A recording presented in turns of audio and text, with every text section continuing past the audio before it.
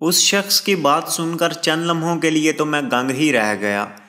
پل بھر میں ہی آنے والے حالات کی ایک جھلک نے میرے ہوش اڑا کر رکھ دیے۔ دیار غیر میں گرفتار ہونے والے پھر مشکل سے ہی دوبارہ سلاخوں کے پار سے نکل پاتے ہیں۔ سیٹھ عابد جیسے شخص سے کچھ بھی توقع کی جا سکتی تھی۔ ہو سکتا ہے اس نے ہمیشہ کے لیے میرا بندوبست کرنے کی غرض سے مجھے جعلی ویزا ہی لگوا کر دیا ہو۔ میں نے ہمیشہ اس کی آنکھوں میں اپنے لیے ایک عجیب سی نفرت دیکھی تھی۔ یہ ویسی نفرت نہیں تھی جو باقی سارے لوگ میری بدصورتی کی وجہ سے مجھ سے کرتے تھے۔ یہ عداوت کچھ الگ ہی تھی۔ مجھے یاد ہے جب میں اپنا ویزا لگا پاسپورٹ سیٹھ عابد کے دفتر سے اٹھانے کے لیے گیا تھا تو اس نے عجیب سی نظروں سے مجھے دیکھتے ہوئے کہا تھا، لبنہ تمہاری شاعری کی بڑی عاشق ہے۔ سچ پوچھو تو اگر میں نے تمہیں دیکھ نہ رکھا ہوتا تو ضرور تمہیں اپنے رقیبوں میں شمار کر لیتا۔ اب میں اسے کیا بتاتا کہ رقیب ہونا میرا نصیب ہوتا تو پھر بات ہی کیا تھی، مگر بہرحال سیٹھ عابد میرے الفاظ کا رقیب تو تھا اور اس کے لیے اتنی رقابت بھی کافی تھی شاید۔ میں چپ چاپ کھڑا اپنی گرفتاری کا انتظار کر رہا تھا کہ اچانک وہ شخص زور سے ہنس پڑا۔ او یار، تم تو سنجیدہ ہی ہو گئے، مجھے پہچانا نہیں؟ رفیق ہوں میں، استاد مستانے کا دور کا بھانجا۔ میں نے چونک کر غور سے دوبارہ اسے دیکھا۔ استاد کے بتائے ہوئے حلیے سے تو یکسر مختلف تھا وہ۔ رفیق میری الجھن سمجھ گیا۔ ارے یار، استاد نے مجھے 15 سال پہلے دیکھا تھا جب میں فیکا ہوا کرتا تھا، ایک کمزور اور ناکارہ سا منہ بسیڑتا لڑکا۔ مگر یہ دبئی ہے پیارے، اچھے اچھوں کی کایا پلٹ دیتا ہے۔ اب مجھ ہی کو دیکھ لو۔ رفیق نے جیب سے اپنی اور استاد کی ایک ساتھ کھینچی ہوئی پرانی بلیک اینڈ وائٹ تصویر نکالی۔ وہ واقعی بہت بدل گیا تھا۔ عربی لباس، اونچا قد، بھرا ہوا جسم اور رنگت، کون کہہ سکتا تھا کہ یہ وہی پرانا فیکا ہے جو چند سال پہلے پاکستان سے دبئی کے اس صحرا میں قسمت آزمائی کے لیے اترا ہوگا۔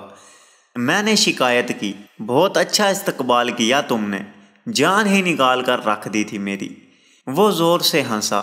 معاف کرنا یار، مذاق اپنی پرانی عادت ہے۔ ویسے تم ایئرپورٹ کے اس کونے میں جس طرح سہمے اور ڈرے چھپے کھڑے تھے، تمہیں دیکھ کر کوئی بھی یہ سوچ سکتا تھا کہ تم غیر قانونی طریقے سے ہی دبئی آئے ہو۔ ہم دونوں گیٹ نمبر 17 کے سامنے والے بڑے ستون کے پاس کھڑے تھے۔ دبئی آنے سے پہلے فون پر رفیق کے ساتھ یہی جگہ ملنے کے لیے طے ہوئی تھی۔ ایئرپورٹ پر ایک نہ ختم ہونے والی بھیڑ تھی، بھانت بھانت کے لوگ، مرد و زن کا ایک سیلاب، جہاں کسی کو کسی کی طرف دیکھنے یا اس پر دھیان دینے کی فرصت ہی نہیں تھی۔ ہر کوئی اپنے آپ میں گم کسی انجانی منزل کی طرف رواں تھا۔ مجھے ایک عجیب سا احساس ہوا، خود کو گم کر دینے کے لیے ہمیشہ کسی جنگل یا ویرانے کی ضرورت نہیں ہوتی۔ انسانوں کا ہجوم بھی خود کو کھو دینے کے لیے بڑا کارآمد ثابت ہوتا ہے۔ رفیق میرے منع کرنے کے باوجود میرا سامان اٹھا کر ایئرپورٹ سے نکل گیا۔ وہ مجھ سے عمر میں 3-4 سال ہی بڑا ہوگا، مگر اس وقت وہ میرے لیے ایک مکمل بزرگ کا روپ دھار کر مجھے مختلف نصیحتیں کر رہا تھا۔ یہاں کے عربی لوگ بڑے مغرور اور جاہل ہوتے ہیں، انہیں خود کو دوسروں سے برتر سمجھنے کا خبت ہے، اس لیے ان کے منہ لگنے سے پرہیز کرنا، ورنہ یہ اپنے بندے کا قصور ہوتے ہوئے بھی تمہیں کو خطاوار سمجھیں گے اور اگلے جہاز میں بٹھا کر تمہیں واپس پاکستان روانہ کر دیں گے۔ مجھے بھی ایک عمر ہو گئی ہے ان کے یہ ناز نخرے اٹھاتے اور ان کا یہ خبت برداشت کرتے۔ گالی ان کی زبان پر آتے دیر نہیں لگتی، اور اپنے علاوہ دوسری سبھی اقوام کو یہ اپنا خادم تصور کرتے ہیں۔ خاص طور پر ہم مزدور طبقہ لوگوں کو تو ہر پل ان کا غلام بن کر ہی یہاں پر گزارا کرنا پڑتا ہے، لہٰذا دماغ ہمیشہ ٹھنڈا رکھنا۔ رفیق نہ جانے کیا کچھ کہتا رہا اور میں حیرت سے صحرا میں سجے اس شہر کو دیکھتا رہا، جسے دیکھ کر نہ جانے کیوں مجھے پہلی ہی نظر میں یہ احساس ہوا تھا جیسے چند بدوؤں نے صحرا میں چلتے چلتے کچھ دیر کھیل تماشے کے لیے اونچی عمارتوں اور کشادہ سڑکوں کا یہ میلہ سجایا ہے۔ ابھی تھوڑی دیر میں شام ہو جائے گی تو وہ بدو اپنے خیموں سمیت یہ نقلی شہر بھی اکھاڑ کر چلتے بنیں گے، جیسے ساحل پر کھیلنے والے بچے دن بھر گیلی ریت سے گھروندے بنا کر انہیں خوش کرتے ہیں، اور پھر شام کو جب ان کی مائیں واپسی کے لیے انہیں آواز لگاتی ہیں تو وہ جاتے جاتے پیروں سے اپنا ہی بنایا شہر مسمار کر کے چلے جاتے ہیں۔ مجھے دبئی بھی ایسے چند شرارتی بچوں کا بنایا ہوا عارضی سا شہر لگ رہا تھا۔ رفیق مجھے جس عالی شان اور لمبی سی گاڑی میں چوڑی سڑکوں پر تیزی سے دوڑے جا رہا تھا، میں نے اس گاڑی کے ڈیش بورڈ پر ہاتھ پھیر کر رفیق سے کہا، گاڑی تو بڑی کمال کی ہے، اپنی ہے یا؟ رفیق نے زوردار کہکہا لگایا، فی الحال نہیں، مگر ایک دن اپنی بھی ہو جائے گی۔ میرے مالک کی گاڑی ہے پیارے، ہم تو صرف ڈرائیور ہیں، مالک کی ڈرائیوری کر کے روزی کماتے ہیں۔ گاڑی مختلف راستوں سے ہوتی ہوئی کسی رہائشی علاقے میں داخل ہو گئی، جہاں اونچی اونچی عمارتوں میں بہت سارے چھوٹے فلیٹس بنے ہوئے تھے۔ رفیق اسی علاقے میں رہتا تھا۔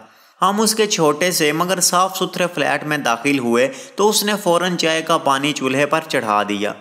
فریج میں کھانے پینے کا سارا سامان پڑا ہے، کھانا گرم کر کے کھا لینا، مجھے کچھ دیر میں واپس جانا ہوگا۔ مالک سے صرف 2 گھنٹے کی چھٹی لے کر آیا ہوں، رات کو باتیں ہوں گی۔ رفیق لپک جھپک چائے کی پوری پیالی 2 گھونٹ میں حلق سے اتار کر وہاں سے چلتا بنا۔ بہت کھلے دل کا لڑکا تھا رفیق، بالکل استاد مستانے کی طرح۔ مجھے وہ سب یاد آئے تو میں ایک دم اداس ہو گیا۔ میں نے زندگی میں کبھی گھر سے باہر اور اتنی دور وقت نہیں گزارا تھا۔ ہم انسان بھی کتنے ذو فراموش ہوتے ہیں، ذرا سی دوری ہمیں ماضی کا ہر عذاب بھلا کر پھر اسی ماضی کو یاد کر کے آہیں بھرنے پر مجبور کر دیتی ہے۔ جب میں اپنے گھر میں تھا تب بھی وہاں میں نے کون سے اچھے دن دیکھے تھے، مگر آج چند ہزار میل کا فاصلہ طے کرتے ہی مجھے اسی گھر اور اپنی گلیوں کی یاد ستانے لگی تھی، جہاں مجھے ہر پل کسی نئی ذلت کا سامنا رہتا تھا۔ جب ایک دن ہمیں یہ سب کچھ چھوڑ کر ہی جانا ہوتا ہے تو پھر ہم ان در و دیوار، راستہ، شجر اور آس پاس کے ماحول اور رشتوں سے اتنا جڑ کیوں جاتے ہیں کہ ذرا سی دور خود ہمیں توڑ کر رکھ دیتی ہے۔ یہ دنیا اگر عارضی پڑاؤ ہے تو اپنے ساتھ عارضی پن کا احساس لے کر کیوں نہیں آتی؟ اگلے 1-1.5 ہفتے میں رفیق نے بھاگ دوڑ کر کے مجھے ایک تعمیراتی کمپنی کے ذریعے کام پر لگوا دیا۔ فی الحال میرے پاس 3 ماہ کا کام کرنے کا ویزا تھا، مگر رفیق نے وعدہ کر رکھا تھا کہ وہ اپنے مالک سے میری سفارش کروا کر اسے سال بھر کے ویزے میں تبدیل کروا دے گا، اور اگر میں نے محنت اور ایمانداری سے اپنا کام جاری رکھا تو اس مدت میں سال بسال توسیع بھی ہوتی رہے گی۔ مجھے ایک زیر تعمیر عمارت کی 15ویں منزل میں ویلڈنگ پلانٹ پر کام کرنے کی مزدوری ملی تھی۔ میں اور رفیق صبح سویرے اپنے اپنے کاموں پر نکل جاتے اور رات گئے ہماری واپسی ہوتی تو عام طور پر ہم دونوں ہی تھکن سے اس قدر چور ہوتے کہ ہمیں بات کرنا بھی کسی بھاری بوجھ اٹھانے کے مانند لگتا۔ مہینہ بھر بعد جب مجھے میری پہلی تنخواہ ملی تو میری آنکھوں سے آنسو نکل آئے۔ اپنے ملک کی سال بھر کی کمائی سے بھی کچھ زیادہ روپے میری مٹھی میں بند تھے، مگر مجھے سمجھ نہیں آ رہا تھا کہ میں ان پیسوں کا کیا کروں۔ اس روز رفیق کو بھی تنخواہ ملی تھی، لہٰذا شام کو اسی خوشی میں وہ مجھے دبئی دکھانے کے لیے اپنے مالک کی گاڑی مانگ لایا۔ دبئی کی ڈھلتی شام میں تبدیل ہوتی رات، رنگ اور نور کی برسات، ہر چہرہ دھلا ہوا، ہر عمارت جگمگاتی سی، چمکتے راستے اور خوشیوں سے سرشار جوڑے، باہوں میں باہیں ڈالے، اس دل ربا شہر کی ایک اور شام سے زندگی کے جام کشید کرتے ہوئے خوش نصیب لوگ۔ زندگی صرف سانس لینے کا نام نہیں ہے، اس بات کا احساس مجھے اس شام ہوا۔ ہر سانس سے زندگی نچوڑ لینے کو جینا کہتے ہیں، مگر ہم جیسے مردہ دل کیا خاک جیتے ہیں۔ رفیق نے مجھے یوں گمسم بیٹھے دیکھا تو چپ نہ رہ سکا۔ کیا بات ہے شہزادے، کہاں کھو گئے ہو؟ دبئی دیکھو، شہر کی رونقیں دیکھو۔ میں نے چڑ کر اسے جواب دیا، ایک تو تم مجھے یہ شہزادہ نہ کہا کرو، مجھے لگتا ہے باقی سب کی طرح تم بھی میرا مذاق اڑا رہے ہو۔ رفیق نے مجھے غور سے دیکھا، تم تو واقعی برا مان گئے۔ اچھا چلو، میں تمہارا دل بہلانے کے لیے دبئی کے سب سے بڑے کلب میں لیے چلتا ہوں۔ ویسے تو وہاں کا داخلہ ٹکٹ ہم دونوں ہی کی سال بھر کی کمائی سے زیادہ کا ہے، مگر میرے مالک کی وجہ سے ہم سے کوئی ٹکٹ کا نہیں پوچھے گا۔ میں نے حیرت سے رفیق کو دیکھا، کیوں، تمہارے مالک کی جان پہچان ہے کلب والوں سے؟ رفیق زور سے ہنس پڑا، ارے نہیں، وہ کلب بھی میرے مالک کا ہی ہے۔ نہ صرف یہ کلب بلکہ ایسے نہ جانے کتنے کلب اور ہوٹل ہیں میرے مالک کی کمپنی کے پاس، کوئی حساب نہیں ہے اس کی دولت کا۔ کہتے ہیں کہ آج اگر وہ اپنا ہر کام اور کاروبار بند کر کے ہاتھ پر ہاتھ رکھ کر گھر میں بیٹھ جائے اور آئندہ ساری زندگی روزانہ لاکھوں درہم اڑاتا رہے تب بھی اس کی نسلیں تا قیامت عیش کرتی رہیں گی۔ رفیق اپنے مالک کے بارے میں بتاتا رہا اور گاڑی ساحل کنارے دوڑتی ہوئی ایک عظیم الشان کلب میں داخل ہو گئی۔ میرے لیے یہ سب کچھ ایک طلسم جیسا تھا، کئی منزلہ عمارت کے لیے ہر منزل پر کار پارکنگ بنائی گئی تھی اور ہر منزل کسی الگ کھیل یا تفریح کے لیے مخصوص تھی۔ عمارت کے اندر ہی hotel, restaurant, swimming pool, golf اور snooker clubs, shopping plaza, cinema, theatre, جوئے خانے، بار، رقص گاہیں، کیفے اور نہ جانے کیا کچھ آباد تھا۔ کلب کیا تھا، پورا ایک شہر تھا، جیسے 50 منزلہ عمارت میں سمو دیا گیا ہو۔ چھت پر فلکی نظام اور مختلف سیاروں اور ستاروں کو دیکھنے والا پورا ایک ہال بنایا گیا تھا، جہاں بڑی بڑی دیو ہیکل دوربینوں کے ذریعے چاند ستاروں کا معائنہ کیا جا سکتا تھا۔ انسان کی ہوس بھی لامحدود ہے۔ ساری زمین تسخیر کرنے کے بعد اب اس کی نظر چاند اور ستاروں پر رہتی ہے۔ اچھا ہے قدرت نے ہر انسان کی طبعی زندگی اور موت کا ایک پیمانہ مقرر کر رکھا ہے، ورنہ اس حضرت انسان سے کچھ بعید نہیں تھا کہ وہ فلک اور فرش کو ملانے والی کوئی لفٹ ایجاد کر کے خود اپنا حساب کتاب کروانے عرش پر جا اترتا۔ کلب میں نوجوان جوڑوں کی بہتات تھی۔ پب اور بار اتنے پرہجوم تھے کہ تل رکھنے کو جگہ نہ تھی۔ جوئے خانوں اور بڑے کسینوں کے باہر انتظار کرنے والوں کی لمبی قطاریں ہاتھ میں ٹوکن لیے کھڑی تھی۔ میں نے رفیق سے جب اس حیرت کا اظہار کیا کہ یہ کلب تو کسی طور ایک اسلامی ملک کا حصہ نہیں لگ رہا، تو رفیق نے حسب معمول ایک جاندار قہقہ لگایا اور سر جھٹک کر بولا، اسلامی ملکوں میں کلب نہیں ہوا کرتے۔ دبئی ایک کاسموپولیٹن شہر ہے، جہاں تمہیں ہر مذہب کا پیروکار ملے گا۔ اب یہ اس پیروکار کی مرضی ہے کہ وہ اپنے مذہب کو کس حد تک برتتا ہے۔ عابد اور زاہدوں کے لیے مسجدیں کھلی ہیں اور رندوں کے لیے شراب خانے۔ وہ کہتے ہیں نا، رند کے رند رہے ہاتھ سے جنت نہ گئی، بس وہی معاملہ ہے یہاں بھی۔ کلب کی ہر منزل پر حسن کا جلوہ اس کثرت سے بکھرا ہوا تھا کہ اسے اپنی محدود بصارت میں سمیٹنا کسی بھی انسان کے لیے ناممکن تھا۔ رفیق مجھے کسینوں کے اندر لے گیا اور میں وہاں پیسے کی ریل پیل دیکھ کر تو چکرا ہی گیا۔ مذہب انسان کو جس چیز سے منع کرتا ہے، جانے اس عمل کو قدرت انسانوں کے لیے اس قدر پرکشش کیوں بنا دیتی ہے۔ شاید یہی گناہ اور ثواب کا بنیادی فلسفہ ہے اور اسی جبر پر سزا جزا کا سارا دار و مدار ہوتا ہے۔ مگر فی الحال تو اس کلب میں لوگ پیسے پھینک رہے تھے اور قمار بازی کے نشے میں مسرور سزا اور جزا کا ہر فلسفہ بھلا کر بس ان لمحوں کو جی رہے تھے جو انہیں میسر تھے۔ مسئلہ تو مجھ جیسوں کا تھا، جو گناہ کرتے وقت ثواب کی طرح کنجوسی کر جاتے تھے اور کار ثواب بھی ڈر ڈر کر کسی گناہ کی طرح کرتے تھے۔ ہم کسینوں سے باہر نکل رہے تھے کہ اچانک کلب میں ایک ہلچل سی مچ گئی۔ سبھی عملہ ایک دم چاق و چوبند ہو گیا اور محافظوں کی دوڑیں لگ گئیں۔ پتہ چلا کہ کلب کا مالک اور رفیق کا آقا بہروز کریم وہاں آ چکا ہے۔ میں بھی رفیق اور باقی سارے نوکروں کے ساتھ ایک جانب قطار میں کھڑا ہو گیا۔ بہروز حال میں داخل ہوا تو چاروں طرف سناٹا سا چھا گیا۔ وہ ڈھلتی عمر کا ایک دیدہ زیب شخص تھا، مغربی لباس میں ملبوس، ہاتھ میں ہوانا کا قیمتی سگار، ہیرے سے جڑی ٹائی پن اور کف لنکس، امریکی ڈیزائنر سوٹ اور میچنگ جوتے، آنکھوں میں ایک عجیب سی وحشت اور اداسی۔ کھویا کھویا سا وہ شخص واقعی کسی عظیم سلطنت کا سلطان لگ رہا تھا۔ جیسے دولت ہر کسی کو راس نہیں آتی، ویسے ہی امیری بھی ہر کسی کے ساتھ نہیں جچتی۔ میں نے بہت سے امیروں کو فقیروں سے بدتر شخصیت لیے پھرتے دیکھا تھا، مگر بہروز کریم پر عمارت ٹوٹ کر برستی محسوس ہو رہی تھی۔ اس کے ارد گرد سٹاف مینیجرز اور محافظوں کا ایک ہجوم تھا، مگر پھر بھی وہ کلب کے نوکروں کے سلام کا جواب خندہ پیشانی سے دیتے ہوئے آگے بڑھتا رہا۔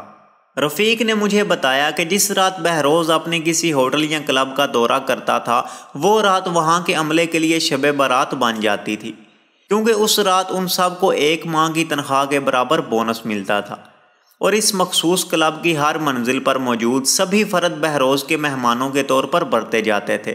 ان کا ہر بل، ہر خرچہ بہروز کی طرف سے ادا کیا جاتا تھا۔ بار میں جام کے جام لنڈھائے جاتے اور کیسینو میں ہر فرد کو ہزاروں ریال مالیت کے ٹوکن مفت فراہم کیے جاتے تھے۔ سبھی کے لیے دعوتیں عام ہوتی تھی۔ میں حیرت سے رفیق کی یہ ساری رام کہانی منہ کھولے سن رہا تھا کہ اچانک بہروز ہمارے قریب سے گزرا تو رفیق نے جلدی سے اسے سلام کیا۔ بہروز نے مسکرا کر جواب دیا تو رفیق نے موقع غنیمت جان کر تیزی سے میرا ہاتھ پکڑ کر مجھے کھینچ کر قطار میں آگے کر دیا۔ یہ میرا دوست پری زاد ہے مالک، کچھ دن پہلے ہی پاکستان سے آیا ہے یہاں مزدوری کرنے کے لیے، اس کا سلام بھی قبول کیجیے۔ بہروز نے مسکرا کر میری طرف دیکھا۔ کیا نام بتایا تم نے؟ میں چپ رہا۔ رفیق نے جلدی سے میرا نام دہرایا، پریزاد مالک۔ بہروز کی مسکراہٹ گہری ہو گئی۔ خوب، اسے کام نہ ملے تو فیکٹری کے مینیجر مصطفیٰ کے پاس بھیج دینا۔ بہروز مختصر سی بات کر کے آگے بڑھ گیا اور میں حیرت سے رفیق کو دیکھتا رہا۔ تمہارا مالک تو اردو بول لیتا ہے۔ رفیق نے ہنس کر جواب دیا، دبئی میں سبھی عربی نہیں بولتے۔ میرے مالک ہندوستانی مسلمان ہیں۔ تقسیم کے بعد ان کے ماں باپ یہاں دبئی میں آ کر بس گئے تھے۔ ہم پاکستانی اور ہندوستانی نوکروں سے وہ اردو میں ہی بات کرتے ہیں۔ کلب سے واپسی پر رفیق مجھے بہروز کریم کی کامیابی کی داستان سناتا رہا کہ کیسے کامیابی کی سیڑھیاں طے کرتے کرتے آج وہ دبئی کے بزنس ورلڈ کے آسمان کا تارا بن چکا تھا۔ بہروز کریم کی اس افسانوی کامیابی سے متعلق بہت سی پراسرار کہانیاں بھی مشہور تھیں، مثلاً یہ کہ وہ اپنے دشمنوں کو کبھی معاف نہیں کرتا اور اس کے اس وجیح چہرے کے پیچھے ایک صفاک شخص بیٹھا ہوا ہے جو اپنی کامیابی کی راہ میں آنے والی ہر شے کو تہس نہس کر دیتا ہے۔ رفیق بہروز کے بارے میں بولتے بولتے اچانک سٹیئرنگ پر ہاتھ مار کر زور سے ہنس پڑا۔ دیکھ لو پریزاد پیارے، تمہیں جس نام سے اتنی چڑ ہے آج وہی نام میرے مالک سے تمہارے تعارف کا سبب بن گیا، ورنہ بہروز صاحب نے آج تک کسی کا نام پلٹ کر دوبارہ نہیں پوچھا۔ وہ کہتے ہیں نا، خدا نے دنیا میں ہر چھوٹی سی چھوٹی چیز کا بھی کوئی مقصد ضرور رکھا ہے۔ تو بھائی مجھے تمہارے نام کا مقصد آج صاف نظر آ رہا ہے۔ گھر پہنچنے کے بعد بھی ساری رات میں بہروز کریم کے بارے میں سوچتا رہا۔ کوئی انسان آخر اتنی بے تحاشا دولت کا کیا کرتا ہوگا؟ دولت مندوں کے دن میں بھی تو ہم غریبوں کی طرح 24 گھنٹے ہی ہوتے ہیں، وہ بھی ہماری طرح سوتے جاگتے ہیں، تو پھر باقی بچے ہوئے چند گھنٹوں کے لیے کس کے پاس قارون کا خزانہ اور کس کے ہاتھ خالی کشکول کیوں ہوتا ہے؟ اگلے دن رفیق مجھے فیکٹری ایریا میں لے گیا۔ مینیجر مصطفیٰ ایک سخت گیر اور اکھڑ مزاج مصری تھا جو سوائے کام کی بات کے دوسری کوئی بات کرنا پسند نہیں کرتا تھا۔ اس نے رفیق کو سر سے پیر تک گھورا اور عربی میں کچھ کہا۔ اتنے سالوں میں یہاں رہتے رہتے رفیق کی عربی بھی کافی رواں ہو چکی تھی۔ رفیق نے عربی میں ہی میری طرف اشارہ کر کے کچھ کہا۔ مصطفیٰ نے میرے کاغذات طلب کیے اور 5 منٹ بعد ہی ہم اس کے کمرے سے باہر کھڑے تھے۔ رفیق نے میرے کاندھے پر ہاتھ مارا۔ چل پیارے، تیرا کام تو بن گیا۔ یہ مینیجر تھوڑا ٹیڑھا آدمی ہے مگر ہے مالک کا خاص بندہ۔ اب یہ تمہارے سارے انتظامات یوں چٹکی بجانے میں کر دے گا۔ میں نے اسے مالک کا حکم پہنچا دیا ہے۔ اس دن مجھے ایک اور بات پتہ چلی کہ بہروز کریم کی سلطنت میں تو سینکڑوں ایسی گاڑیاں ہیں جن میں سے ایک رفیق چلاتا ہے۔ خوش قسمتی سے رفیق کچھ عرصے تک بہروز کریم کے ذاتی دفتر کی گاڑی چلاتا رہا تھا، اس لیے بہروز کو رفیق کا چہرہ یاد رہ گیا ہوگا۔ 5 روز بعد مجھے رفیق نے مصطفیٰ کے دستخطوں سے فیکٹری کا ایک حکم نامہ تھما دیا۔ مجھے خاصی معقول تنخواہ پر فیکٹری کی رات کی شفٹ میں کام پر لگا دیا تھا۔ کام کچھ مشکل نہیں تھا، بس لوہے اور دیگر خام مال کا کمپیوٹر میں اندراج کرنا تھا اور سپلائی کے وقت چارٹ بنانا تھا۔ میں رات بھر فیکٹری میں ڈیوٹی دے کر صبح گھر واپس پہنچتا تو رفیق جانے کی تیاری میں ہوتا۔ ہم ایک ساتھ چائے کا ایک ایک کپ حلق سے نیچے اونڈیلتے اور میں سونے کے لیے اپنے کمرے کی جانب بڑھ جاتا۔ میری راتیں جاگنے اور دن سونے لگے تھے۔ ان دنوں مجھے عجیب سا احساس ہوا کہ رات کو انسان کی شخصیت یکسر بدل جاتی ہے۔ دن کا اجالا ہماری بہت سی اندیکھی صلاحیتوں کو خوابیدہ کر دیتا ہے۔ شام ڈھلنے کے بعد ہم زیادہ رومان پرور، شفاف اور کسی حد تک ناڈر بھی ہو جاتے ہیں، یا شاید مختلف شخصیات پر اس دن اور رات کے بھید کا کچھ مختلف اثر ہوتا ہوگا۔ میں فیکٹری میں اپنا کام رات کے پہلے پہر ہی مکمل کر لیتا تھا، پھر میں ہوتا اور صحرا کا تاروں بھرا آسمان میرے ساتھ رات بھر باتیں کرتا رہا۔ میں گھر سے آئے ہوئے خطوں کا جواب نہیں دیتا تھا، البتہ ہر ماہ ایک معقول رقم گھر ضرور بھیج دیتا تھا۔ اس رات بھی میں گھر سے آیا ایک خط دیکھ رہا تھا کہ فیکٹری کے پچھلے حصے میں کچھ کھٹ پٹ کی آوازیں سنائی دی۔ میں تیزی سے پیچھے کی جانب لپکا۔ چند پرانے مزدور کچھ لوہے کی پیٹیاں ایک گودام میں سنبھال کر رکھ رہے تھے۔ میں نے ان سے تفصیل پوچھنا چاہی تو فور مین نے مجھے جھڑک دیا، مگر میں خاموش بیٹھنے والا نہیں تھا۔ میں نے انہیں تنبیہ کی کہ اگر انہوں نے میری بات نہ مانی تو میں صبح ہوتے ہی مینیجر مصطفیٰ کو اطلاع دے دوں گا۔ اتنے میں پیچھے سے مصطفیٰ کی آواز گونجی، میں یہی ہوں، تمہیں کہیں جانے کی ضرورت نہیں ہے، اور آج تو تمہارا آف تھا، تم یہاں کیا کر رہے ہو؟ ہم یہ ساری گفتگو انگریزی میں کر رہے تھے۔ سچ تو یہ ہے کہ مصطفیٰ کو وہاں دیکھ کر میں پریشان ہو گیا تھا۔ آج واقعی میری چھٹی تھی، مگر ایک ساتھی کے بیمار ہونے کی وجہ سے مجھے اچانک ڈیوٹی پر آنا پڑا۔